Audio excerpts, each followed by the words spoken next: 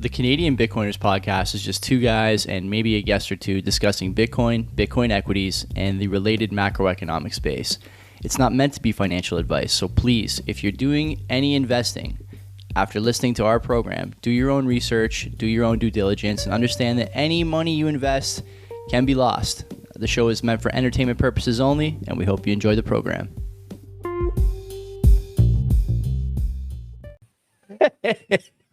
Oh man, rough. Okay, well, where do you want to start? The guy will not reply back to me. I tweeted him once. He replied back to me, and then the second time when I asked it, and it's several times I have asked for an answer to a question I proposed, nothing. Silence. He replied to me today. He sent me to me today. Does not reply. He replied to me once about the QTR Larry Lepard show. And you know the question I asked, because somebody else, I tagged him in something, he replied back. Yeah. I tagged him about the BlockFi. Then I specifically asked, did you pull all your funds from BlockFi at the same time you were advertising for them? No reply. Yeah, I mean, I want a clear yes or no. I believe it to be yes based on everything, but you're never going to get it, Jack Nicholson. You can't handle the truth. So don't worry. I can certainly handle the truth.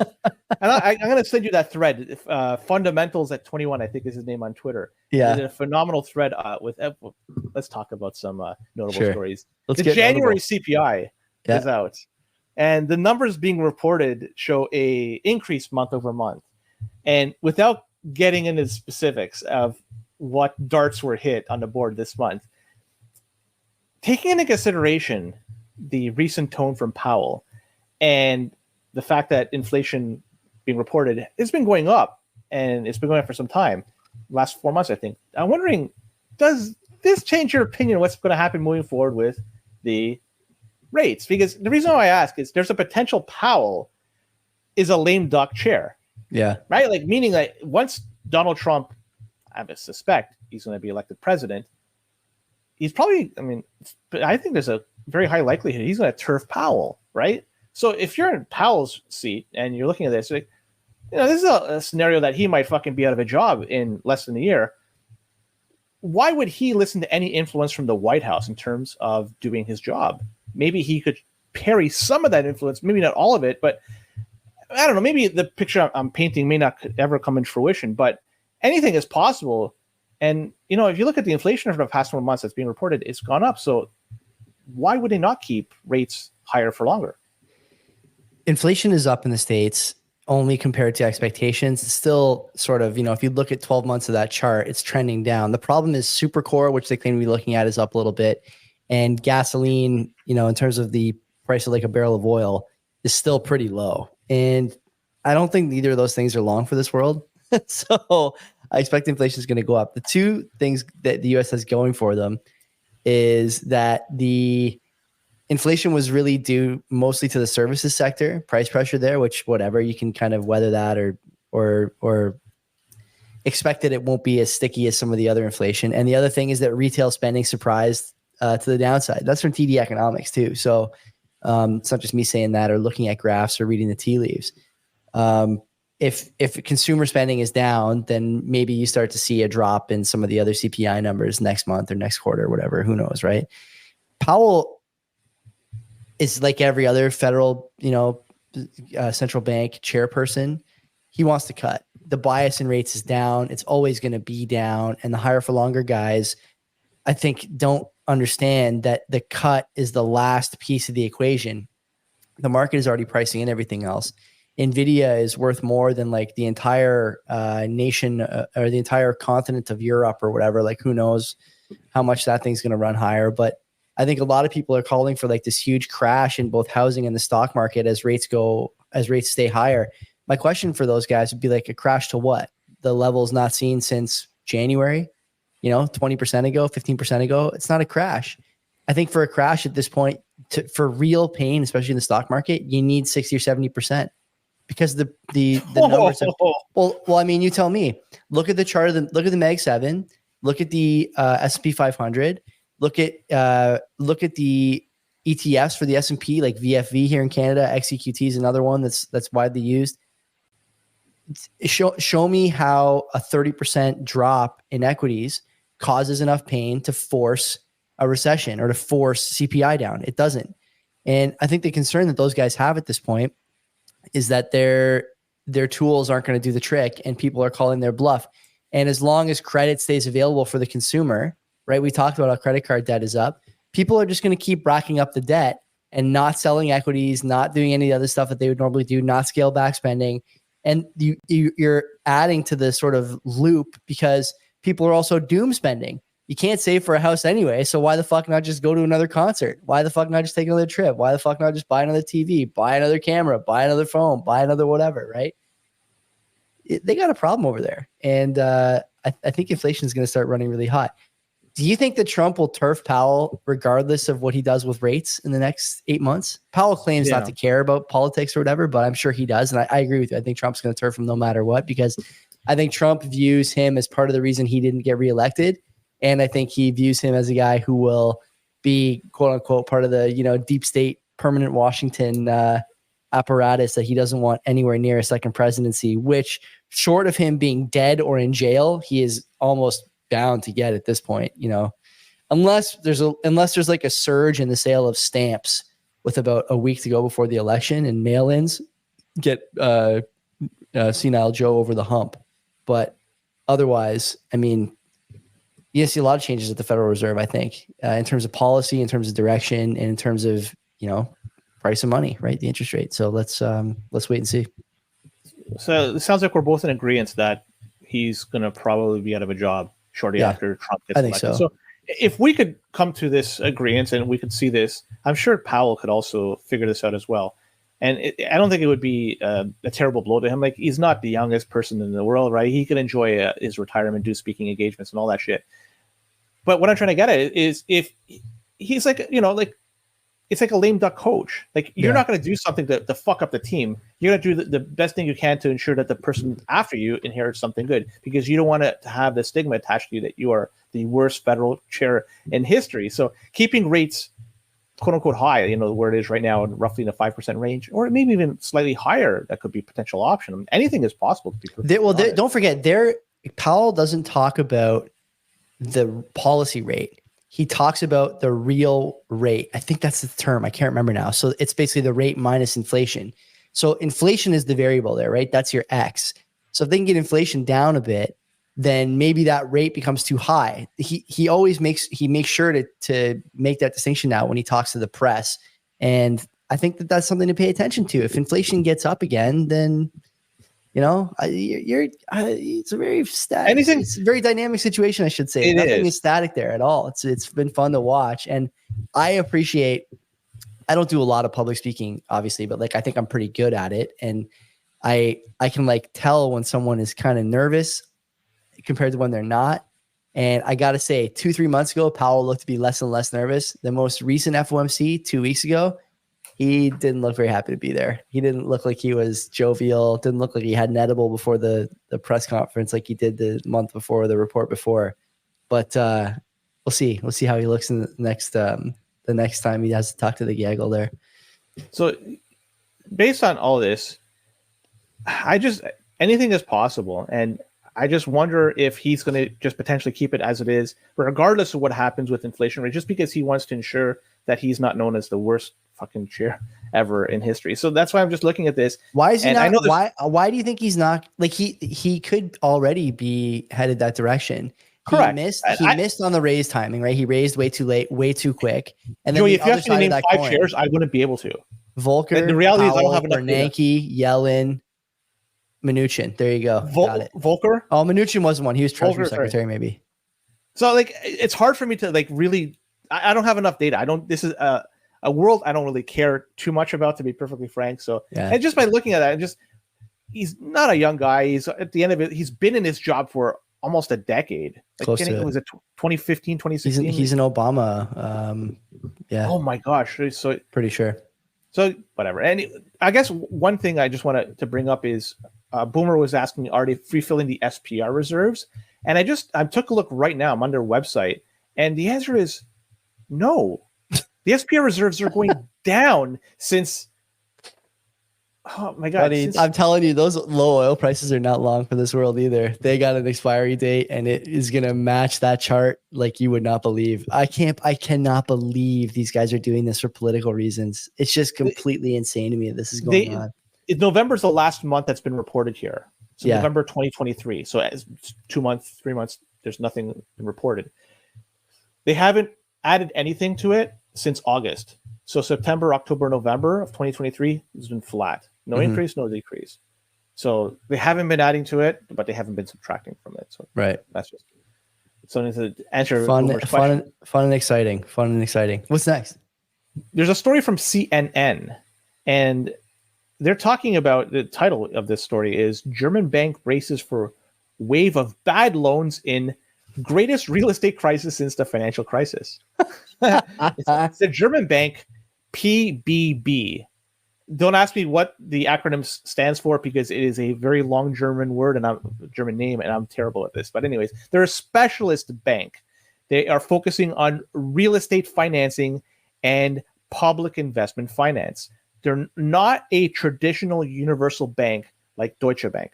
They're a specialist bank, so keep that in mind. But anyways, PBB came out this past week saying that they only have enough cash and highly liquid assets to operate for 6 months. So they desperately need new investors. When this happened, their stock tumbled 17%. I can't believe it didn't topple 99%, but what the fuck do I know? The bank has a large exposure to real estate. So what I'm trying to get at here with this story is banks in general that have large exposure to real estate, i.e. all of them, they're fucked.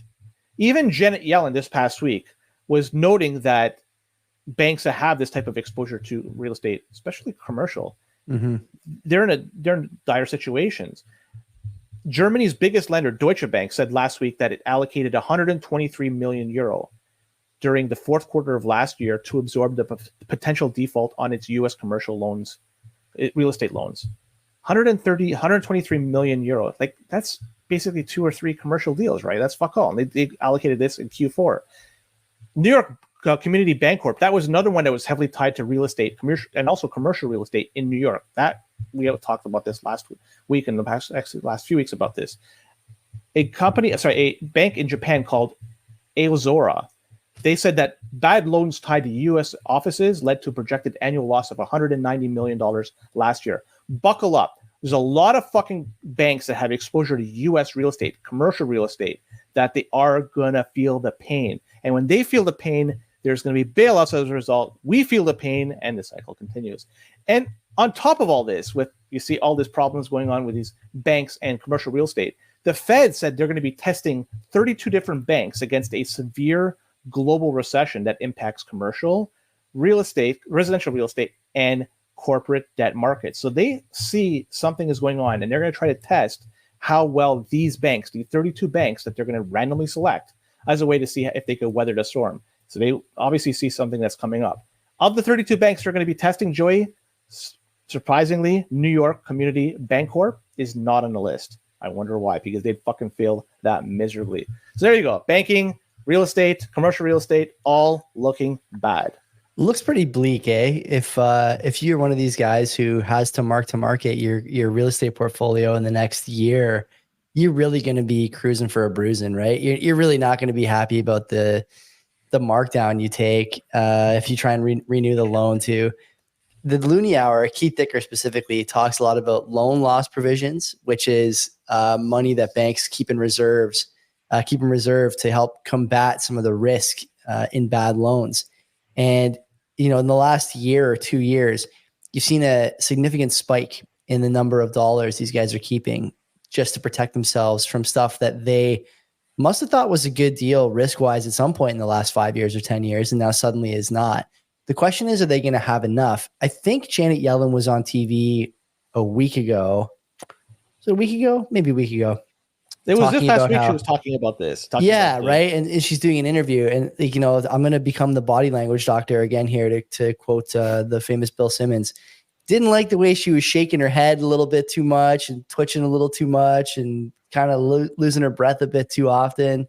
I realize she's, a little longer in the tooth than you or I. And so some of that stuff is forgivable, but Len, I got to tell you, I don't have a lot of faith in anything that these guys say. And I worry that there's a lot of risk under the table that's not being accounted for or not being discussed or being intentionally kept secret. Joey, that's so tinfoil hat. Everything's going to be fine. I don't know, Anon. What about 2008? What about 2001? What about 1987? What about, XYZ other crash and set of lies and manipulated data? You got to express the risk somewhere. And so those loan portfolios is one way, dollars another way, bank stock prices are a third way. There's lots of ways to express risk. You can't hide them all. You're going to be playing whack-a-mole with public markets. It's almost always a losing game, right? So let's wait and see. Do you think that we go a year without a significant crisis in the U.S. banking sector? We talked last week, I think, about... We haven't gone a year. Like in it's past 12 months. That's what I mean. Like we're not going to be able to go a year. And so we even talked last week about how the regionals have like double the credit card delinquency. They probably have double the mortgage delinquency, double the auto delinquency. Like they have it's all in those regionals, man. And those regionals... The BTFP. That's a result of like a month or 2 months, right? It's pretty close. But they put that in place to try to prevent further collapse. If that didn't come into place, the banking crisis that we experienced in 2023 would have been far, far worse. How much money do we have in the reserves for CBP? Like, can we snap up an American regional bank if the prices get low enough? It's potential. We got a decent amount of Bitcoin that we purchased. Now we'd have to pay capital gains on that. We'd have to run the numbers to see if it's possible. But yeah, call the accountant. I think we should look into this. It'd be sick if we could just start broadcasting from a bank vault. We don't even need to use the bank. Just give me the building. Let's broadcast the show from a vault. You know that Patrick Bet-David does that, right? Does he really? Yeah. So that's probably great. 6 months ago. They I don't know if they bought the building or they signed some agreement, but yeah, they now do it from a bank vault. That's where they're sick. That's a great idea. That's on YouTube, right? It must be on YouTube if you've seen it. Yeah, they do it all on YouTube. And that show that when they first announced it, I'm guessing it was 6 months ago. It was they talked about it at length. It was, it was a landmark moment for that show. But anyways, something that's not a landmark moment, at least for Americans, is the border bill, which they basically scribbled out the border bill stuff. So I don't know how it came to this, where initially, it was a border bill and that's what was being talked about. I think it was being talked about within politicians and political circles, but also the media too. Mm-hmm. And it was, a percentage of it was actually the total bill was going to be for the border. Now they got rid of it. So the U.S. Senate, they passed a $95 billion aid package. This was 120. Well, they scribbled out the border bill stuff, so it was three-figure billion. So this aid package is going to go to Ukraine, Israel, Taiwan, and this kind of happened too, by the way, around Super Bowl time, right? Big surprise. It just seems funny that this took place. They got rid of the border shit. It happened around Super Bowl. It's kind of like, trying to do this like on a Friday before a long weekend. And then, it's like, what the fuck is going on here? Oh, man. It seems like nothing is being addressed that should be addressed. And the money that's being spent on foreign wars to keep them going, it's like a never-ending pit of money. And you got people in the United States that can't find jobs or they're addicted to drugs. Healthcare, they can't afford it, and so much is going wrong. People are being evicted or foreclosed. I would imagine these are the type of things you should be investing in. What the fuck do I know? Or maybe even infrastructure. You go to airports in the United States compared to airports around the world. Like you go to China, for instance, and you look at pictures. It's like, holy fuck, the airports in China are brand new and they're modernized. You go to the United States, it's like a fucking war zone. Or if you go to the New York subway, you're lucky if you get out of there. It looks pathetic. I know. With all the maintenance that hasn't been done over the years. And then you see all this money going abroad. It's like, really? Like, do we really have to do this? And it's just a shake my head moment. Immigration and the border, and Narwhal talking about the Americans coming, or the migrants coming into Canada too. Narwhal, I know you're an American. I hear you on the FTC sometimes. This is so nuclear, I'm not going to touch it. But I will say a couple of things just about the kind of broader situation with omnibus bills, right? And that's basically what this is. Omnibus bills are bills that, capture some specific cause and specific cost and then tie in a bunch of other pork. tons of this stuff happens here, happens in the States, happens all over the place, I'm sure. The reason they do this is because they want to be able to say, well, this person didn't support the border bill when we brought it forward. They don't mention, of course, that there's, 100 million, 200 million, or in this case, several tens of billions probably for cause XYZ that maybe one party or one person or one faction doesn't support. And so they don't want to pass the bill. And then they, accuse them of being anti this, anti that, whatever the ism is of the day. That's what they are. And it's just this, clusterfuck of media coverage with no productivity or, plot advancement in terms of what these guys are doing to fix the border problem. The bigger issue, I think, for the States, whatever, these foreign aid packages, this is nothing new. These guys spend tons of money on foreign wars. They will kill people all over the planet with the American dollar. They've been doing it for a long time.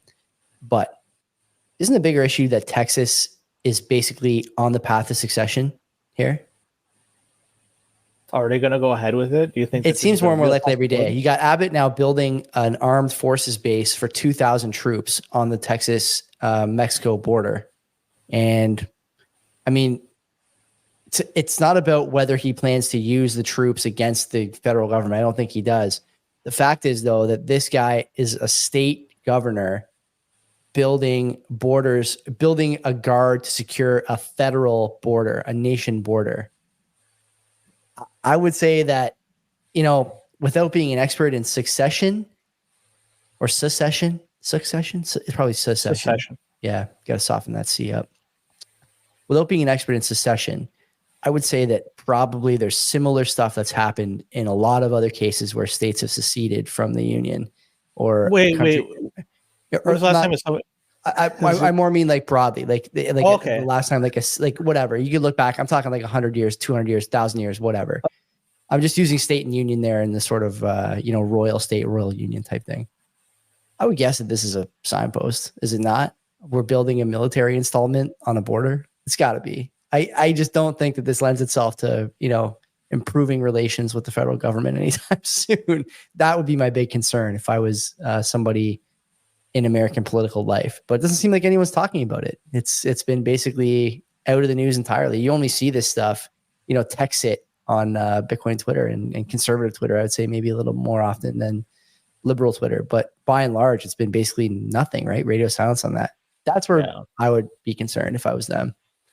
I don't put too much stock into something like that taking place, at least not right now, maybe in several years or decades potentially, but it depends, right? It depends on what you mean by secede. It doesn't necessarily mean that you form your own nation state and start your own currency, but does it mean that you stop taking orders from the federal government? Like, no, I'm not going to shut down the Bitcoin miners. No, I'm not going to force them to report the data that they're collecting. No, I'm not going to force people to do self-hosted wallet nonsense. I'm not going to regulate AI like that. I could see this is part of the deal. Once you join the collective, then you got to listen to the master tell you. That's true here, but it is not true over there.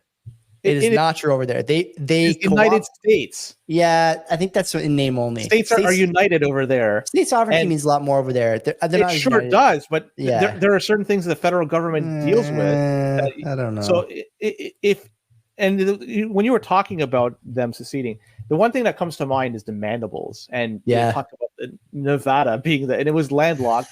So at least Texas, in this case, it's not landlocked, so they have the ability to transport shit in and out by sea. Plus, they have a border with Mexico as well. So that's the one thing I always wonder when I hear anything to do with secession in Texas. I always revert back to the mandibles. Mandibles, mandibles moment.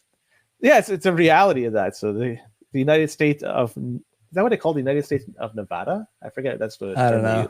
Something like that. Anyways, New Zealand central bankers, and man, we saw this, and I can't believe that. And I'm going to be very brief on this. I can't believe that they have the gall to say it. They were saying that central banking is a good business to be in. Unreal. They print money, and people believe it, and they do it with a fucking laugh, right? Like, really, like. I see this, and I've Krusty the Clown. I've seen have better judgment with trying to keep the quiet part quiet and saying the loud part loud. These guys are doing the opposite. That's all I'm going to say is, like, come on, truly no coiners category here. Not my no coiner of the week. Actually, I do have somebody, by the way, But these guys are very, very close to what they did over here, and terrible stuff. Isn't it bizarre when the emperor tells you he's naked? But if he's walking around naked and he tells you, you know what I mean? Like the jig's up. It's very, very weird. I must have watched that clip 5 times and tried to find like the longer version of it. I haven't been able to find it, but I kind of want to see like, was that just taken out of, it's hard for me to imagine that it was, but was it taken out of context? Was it selectively edited? I don't know. I want to see the longer video. I don't know. Who knows? I want to see the longer video if there's one out there for sure. Because that was like completely insane, man. That is batty. And New Zealand, by the way, you know, another place with a lot of friction domestically, thanks to some of the COVID stuff and other, you know, they're in the same kind of real estate mess that we're in over here. So not a great time to be testing the limits of the sanity of the voting population. That's for sure. Well, they switched prime ministers. It's a new person from the same party from previous. Yeah. And so this guy, I don't know if he was hand selected by the former prime minister. I don't know. But at the very least, things seem to have, you know, settled down over there somewhat. I don't know if it's a result of this or just time. People, you know, are just more. Anyway, we'll leave it at that. But my no coiner is I'm going to talk about The Economist, and we talked about The Economist many times before. But this time I'm going to have to bring them up because they penned an article that said your pay is going up too fast. Yeah. That's the fucking title. Your pay is going up too fast. And they are blaming the pay everybody receives because it's gone up. That is the reason why central banks are having a difficulty finally trying to rein in this inflation problem. It's now at the very end of this. We dealt with supply chain issues. We dealt with this and that, the flooding of money. It's fucking the money that we're getting paid. That's the last piece of the puzzle. And we're getting paid too much. And they say in the article, and I'm quoting this, although American pay growth is between 4.5% and 5.5%, it is probably too high for the Federal Reserve's 2% inflation target. So they're saying 4.5% to 5.5% increase in pay by Americans is too high, and that's causing the Federal Reserve difficulty to achieve their 2% target. But they also, in the same article, say, and this is by their own admission, rich world prices was rising 5.4% year over year. So, inflation is 5.4% year over year, but people's pay is 4.5% to 5.5%. Either barely covers the inflation or does just negligibly cover it. So I can't see they could say this on both sides of the fence. Prices are going up not because of fucking pay. It's because they flooded the market with M2. And now people are getting paid. It's a lag, by the way, to get paid more to catch up to and they probably will never catch up in totality. They don't talk about the fact that they just flooded the markets with QE, with all this fucking money, and you have more money chasing the same goods, more money entering the stock market, more money entering into real estate, more money entering into Bitcoin. They mention nothing about this. And the sad thing is, The Economist, they don't even say who the fuck wrote it. I can't find the author's name. He, she, they, them. I don't have a fucking clue who it is. It's just them, The Economist. Again, they are my no coiners of the week. There's no byline. The funniest thing for me is that the beginning of the article, I have it here. I had to pull it up. I didn't realize it was behind a paywall either, by the way. Yeah, I must have had an archive link before. Central bankers are entering the final stretch. Rich world prices are rising. So by 5%, by 5.4% year on year, down from a peak of 10.7%. Just the first sentence, okay? Central bankers are entering the final stretch. No, they're not. Oil is still super cheap, like we talked about. There's still problems with the data reporting. They're changing the CPI basket all the time. They're changing to look at things like quote unquote super core or whatever the hell that is. Then the next sentence, Len, rich world prices are rising by, who's rich in rich world that's being paid too much? The UPS drivers who just got laid off, are they being paid too much? The guys who have to drive Uber and have 2 jobs in rich world to make it work? The new Canadians who come here on, PR, student visas, whatever, and have to live 20 to a basement apartment to make ends meet. Are they part of rich world making too much? Who's making too much? Anyone you know making too much? Anyone you know complaining about just there's too much money hitting my checking account every month? I got to slow it down to help ease the inflationary pressures. Anyone you know saying that? Not a single person. But yet the economists are fucking reporting that's the case. Unbelievable. The language they use is important, man. Like it's like labor markets are not cooperating. What do you want us to do? Work for free? Work for less? Eat the bugs? Whatever. Like, it's one of those things, basically, is what you're saying. Just say it. Stop trying to finesse me with the, canvas bag New Yorker crossword puzzle bullshit, and just say what you fucking mean. You can't maintain the lifestyle you think you should be able to maintain because inflation's too high. We fucked up and you got to pay the price for it. I don't think so, man. You go first. That's what I say.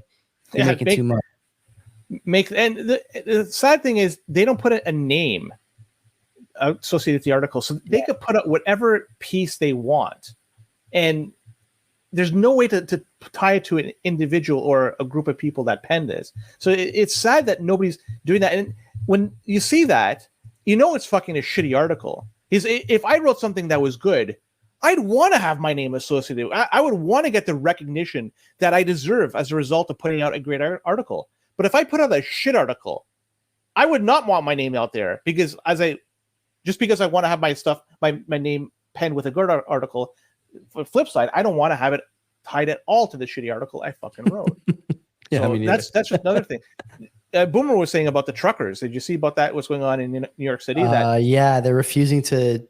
What are they refusing to take loads or deliver loads? Yeah, because it's the ruling against Donald Trump, right? There was a recent ruling that Trump had to pay. What was the number? $350 million. Some insane number. Yeah. And by the way, you see that the governor there got on the news and said, "Don't worry about the Trump ruling. Your business is safe in New York." Like, fuck, it is. Until you do something the fucking governor doesn't like, or win against a liberal establishment candidate, then you're anything but safe. It's unbelievable. Sometimes I find myself like saying stuff on this show that I can't believe I'm saying out loud, but it's truly where we are. Things have become so notable out there that we have to say these things. Yeah. I just want to say Torp is always asking every week when Mutant League Hockey chat. Do you know what Mutant League Hockey is? I've seen it's on the Switch. I think it's on the Switch. It looks good. I almost bought it before what was I doing? I was like going somewhere. It was gonna be a long ride or something like that. And I think it's only like $10. I kind of want to buy it. Honestly, it's probably not bad. I thought it was a game for Genesis back in the day. Mutant Hockey League? I thought it was. Yeah, I thought it was. I thought it was a. Oh no, you're right. You're right. Yeah, you're right. Made by EA, and so they kind of used, I'm guessing, the same engine that they had for Madden and NHL, and so they just created for see Sega. You're saying? Yeah, game looks legit. So I don't know. I have never played it. I'm busy as it is, man. I still have games to play in my NHL 94 league that I still have to wrap up. It's getting late. Yeah, but that trucker thing, it's incredible because they say they're refusing to deliver anything in the city of New York. So New York City. So that it goes to show you that people are fucking pissed with the administration and also the ruling by some of these judges, which might have a vendetta against Donald Trump. Because did you see the ruling? I saw like a video of his when he finalized ruling, and it's like he did it with like a smirk and everything. I don't know if it was an edit or something. That's not from the ruling. It's from the first day of the trial. Yeah. Okay. And someone made the edit where like it's him being introduced in like a 1990s like sitcom opening credits. Holy shit! That's perfectly. I haven't watched TV in forever, Joey. Do they still have those? Not since the 90s or what? It's probably been like 15. I haven't watched a recent show. I don't know how long. I don't watch any TV. This is off the beaten path. Like, do they stop the song at the beginning, at the end of the shows? Do they still do that? Yeah, they do, but it's not really the same. Like, it's more for dramatic effect now. Like, I just finished watching True Detective today. 4 out of 10, by the way. Worst season yet.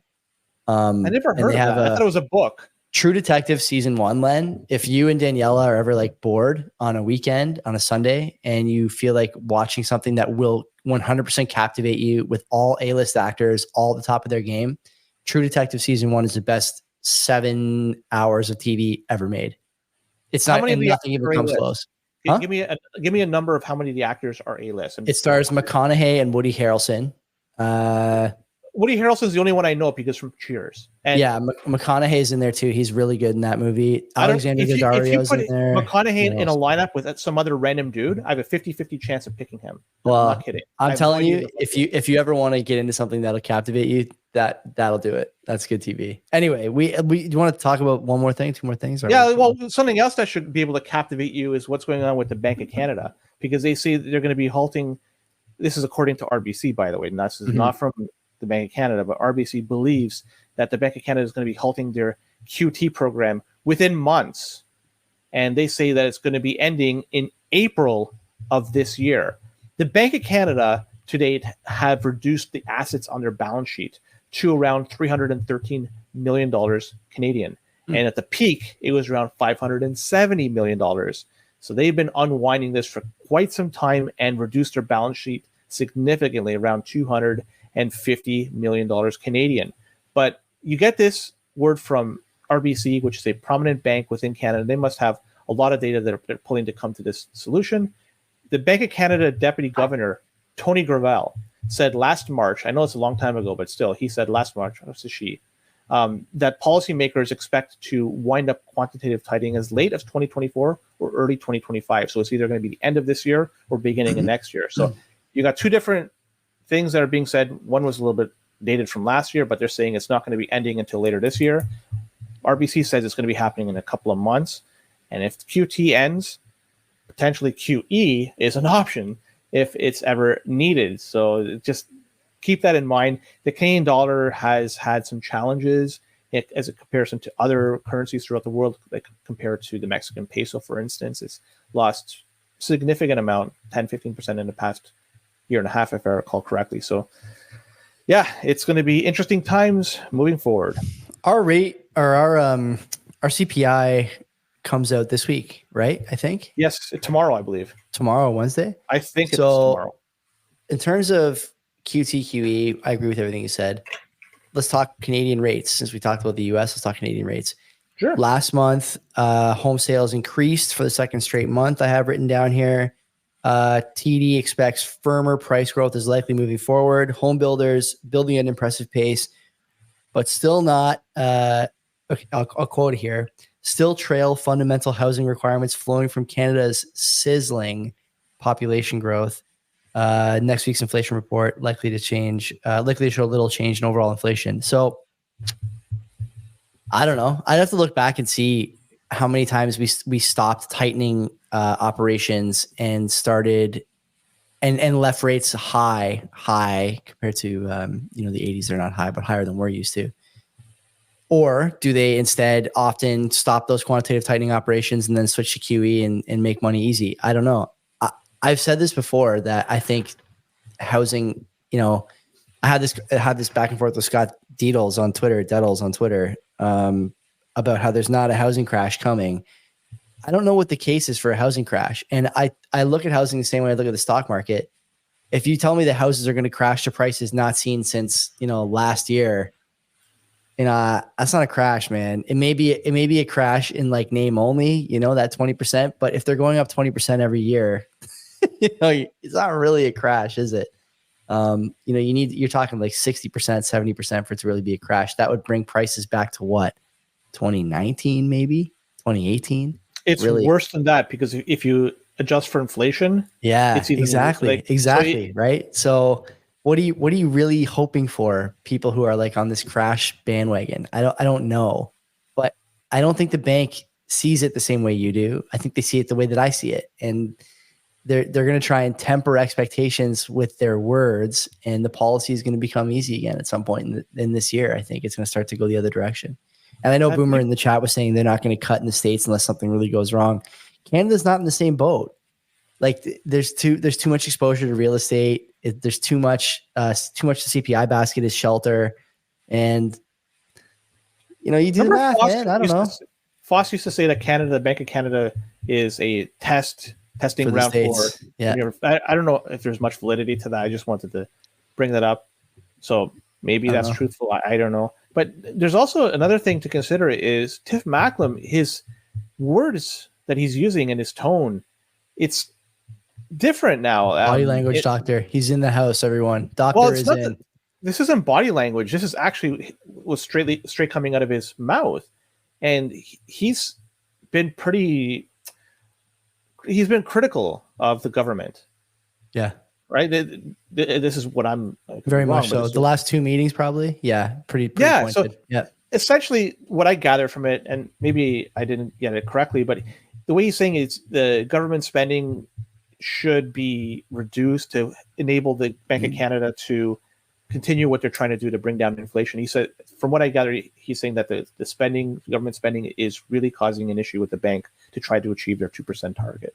And so Macklem, I don't know what's happened, but lately he's been, just they're at odds, right? They're at odds with the current government. I think it's safe to say that. If I look at the language, it's probably the first time ever, right, that it's been so direct.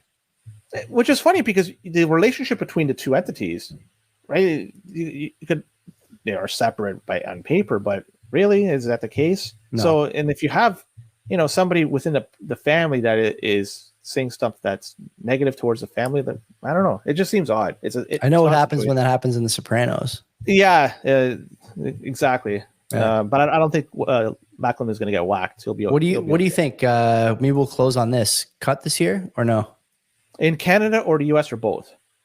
Give me both. Cut this year, yes. Okay. I think now significant cuts. No, but we could see 25 basis points from each of the two banks the latter half of this year and still meet my prediction.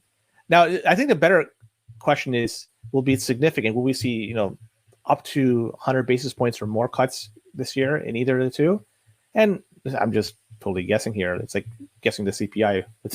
But I would say, yeah, maybe we'll see between now and December a 100 basis point cut. I think so. It's definitely possible. What about you? Yeah, I would say Canada is more likely than the US, but I also think that, if you look at some of the reporting last week on the US CPI print, the White House is in panic mode now because there's just not going to be an easy path to cuts like there was, a month ago or 2 months ago when CPI was kind of coming down. That was the story, right? That was the narrative. Yeah, jovial Powell, like I talked about before.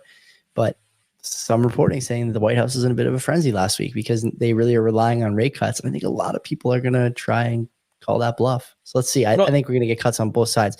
To your point, 25 basis points is what everyone expects because we just saw 25s on the way up for part of that. Are you talking about every meeting or by the end of the year? I think by the end of the year, you're going to see 75 bips on both sides. I think Canada's, you could convince me with the right set of odds to bet that Canada gets 150 basis points off of the rate this year with the right set of odds. I don't know what those odds would have to be, but maybe 3-1, something like that. And the thing is, a lot hedges on their decisions to figure. Everything does. Literally everything. Yeah. The stock market, the housing market, education. Your ability to everything. Buy shit. It's incredible. It's everywhere. Yeah. That a small group of people have that much power. And I'm not saying that they're doing this in a way nefariously, but still they do have that power. Like that's why I like Bitcoin, it takes it away. And the free market goes on its own rather than having people try to address certain things by increasing rates or decreasing rates and stuff like that. But yeah, it goes to show you how much fucking power some people have. And it could just impact our lives drastically, positively or negatively. Unfairly is the answer. Positive or negative, unfairly is the answer, I think. It's just the system we built. Yeah. And we live, the sad reality is most of us have no other idea like what it feels like to live in a different type of standard, like in a standard where it's money's backed by something that's hard, like or just the policies. Like I don't even care about the backing. You could tell me that the money's not backed by anything, and I would say okay, but how about at least like some predictability in the policy? Instead, it's like done by the strength of the wind blowing that day. It's done by, again, like you said, it's like it's very opaque. It's a couple of people deciding whether or not you're going to be able to retire at 60 or 65. Well, 55 or I don't have much data to support this, but I think that you would have more predictability under a gold standard. For sure. So there is merit to say that having that type of system, you'll have an idea what's going to happen in the next little while. And, I'm born in the late 70s, and I'm one of the older people here, I would imagine. And in my lifetime, I've never, obviously, 1971 was the last time there was a gold standard for countries that they could redeem their gold. But as for an individual, it's like, what is it? 100? No, not quite. When's 1931? It's almost 100 years. 100 years now. Yeah, pretty close. That's a fucking long time, man. Like, I don't know. I'll leave it at that, Joe. I think that's a good episode. Thanks for everybody that tuned into the chat. It's been a rocking chat, like always. Like always, man. You guys are the best. Len is back Wednesday with Gabe. He's also doing Tom and Nick's Your Life Return show Wednesday. I am doing Hervoy and Morich's TNT radio show. All those links will be tweeted out when we have them. Until we see you next time, take care of yourself. Yeah, don't be a McCuck. Oh, wait, I forgot I have to go to Rumble to end that stream. Anything else you want to add before? No, man, it's this is the shit we have to deal with now, ladies and gentlemen. So all this shit behind the scenes. I can't wait till we have the people that could man the switchboard. That's person right. the switchboard. Okay, now we're leaving. Goodbye. Yeah.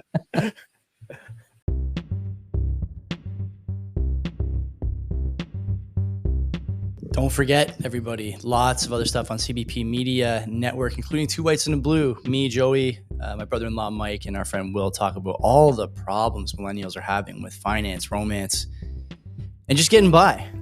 If you like CBP, if you like the NHL 94 podcast, I guarantee you'll like that one. Search for it, Two Whites and a Blue, anywhere you get your podcasts. We look forward to seeing you.